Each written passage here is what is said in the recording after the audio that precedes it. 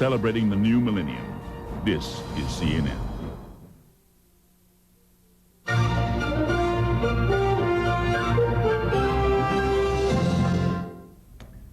Our next guest is also a profile in courage and really an extraordinary role model for others. After being diagnosed with multiple sclerosis a decade ago, she has dedicated her life to helping others overcome personal setbacks. Plaskoff-Waldman is the author of a book called The Courage to Give. And she joins us now from Dallas to talk about her story and her book. Welcome and Happy New Year, Jackie. Happy New Year, Jonathan. Happy New Year, Natalie. Thank you very much. Tell us how your life was before you were diagnosed. Before I was diagnosed, I was leading the seemingly perfect life. Ever since I was young, I depended on my legs. Ballet, drill team, cheerleading, dancing at my high school prom with this great-looking guy who ended up becoming my husband. We danced at our wedding, and it was a very active life. Jogging, aerobics. I started my own company, so my legs, I really depended on them for my happiness, for who I was. And how did you react when first told of your diagnosis of having multiple sclerosis? Natalie, I was devastated. I was so scared, so sad, so angry. And I decided that I was going to do everything in my power to get my legs back. I tried every treatment possible. We have been to doctors upon doctors. I tried conventional medicine. I tried alternative medicine, acupuncture, chiropractic, protein diets. We even traveled all the way to Israel to let me participate in a trial study. And how are you doing today? I'm doing really well, but the reason I believe that I turned the corner was after Israel when I got back, and that treatment didn't work either. I was at my lowest point, and I thought I had tapped out all my reserves, physically, emotionally. My hopes were really down. But when I saw Schindler's List, I realized the one reserve I hadn't tapped, and that was within myself.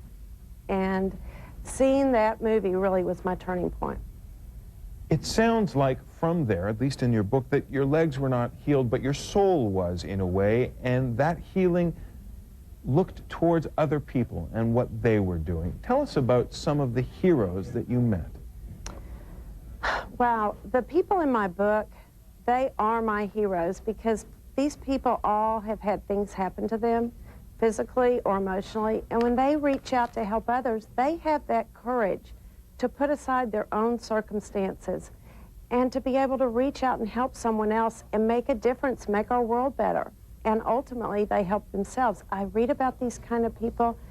I hear about a Trudy, and they're role models for me. I know I can do this. They even help me believe that even though I may have a disease or someone may have something happen to them, we all have something to offer. A kind gesture, a kind thought. We're all capable. We all are worthy. And the really funny part about this whole thing is when you can let go of that single focus you've got, I've got to cure my disease, and have the leap of faith to put it aside and reach out and touch someone else's life, so much comes back to you that soulful decision to reach out and help one other person becomes the best decision you could ever make in your whole life. It can be life-changing, and it can start in small ways, which I suppose is the idea behind Random Acts of Kindness Week, which doesn't sound like much more than 7 days of being civil, but tell us about it.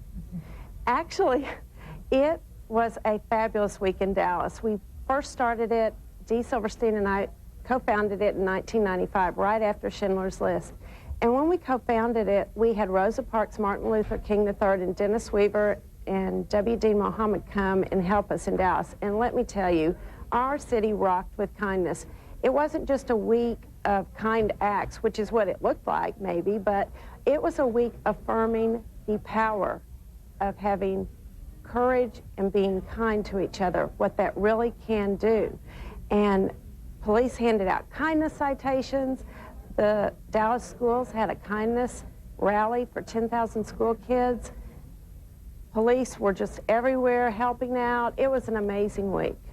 Jackie, we are such a career-oriented, success-driven society. You talked about how you were before you were diagnosed. What do you say to the person out there who says, you know, I would love to do something to help people, and perhaps I'd get a lot from that, but there's just not the time? Don't have the time.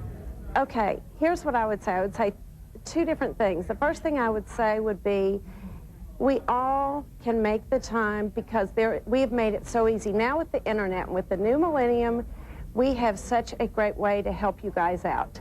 All you have to do is this. You can go to ziv.org or volunteermatch.com, and you can find immediate worldwide volunteer opportunities. And right in your own area, you can begin the minute this show is over. You can go to the internet and sign up to do something. A couple of weeks ago, I threw this out, and 18,000 people signed up in 2 weeks on Volunteer Match. I would say that if you take action to follow your heart's direction, and you do one kind, small act, it doesn't have to be grand. One small thing. You know, our hearts change according to not how much we do, but when we start to do. And if you can decide 3 questions, if you can answer these 3 questions, you will have a great volunteer experience. Plus, you will touch that one person. Ask yourself, do you work best with people your own age, some people younger, or people older?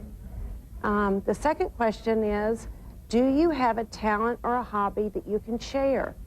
Something you love to do that you can share. It can be as simple as listening to someone, visiting with somebody. Maybe you cook a great recipe. The other thing that you need to ask yourself is there an issue today that speaks to you? Education, women's issues, health issues. If you can answer those 3 questions, then when you go to either call your volunteer center in your own local area or United Way, or you log on to ziv.org or Volunteer Match, or servnet.org is also a really good website. Any of those that you log on to, you will have an immediate opportunity. And really, one kind act does make a difference. The stories in my book, struggles become opportunities. These people know how to turn struggles into opportunities. There's a ripple effect that I've watched. It's amazing. Also, just know that if you can take action to follow your heart's direction, you'll have time with your job. You'll have time with your to-do list because you've made a soulful decision. People make resolutions all the time, every January 1st, and some of them are small and some of them are meaningful, and this is really what a new year, a new millennium, a new start is about. Jackie Waldman, author of Courage to Live. Thanks so much for talking with us. Thank you, Jackie. Jonathan and Natalie, thank y'all. Happy New Year. Happy New Year. And we'll be back after this.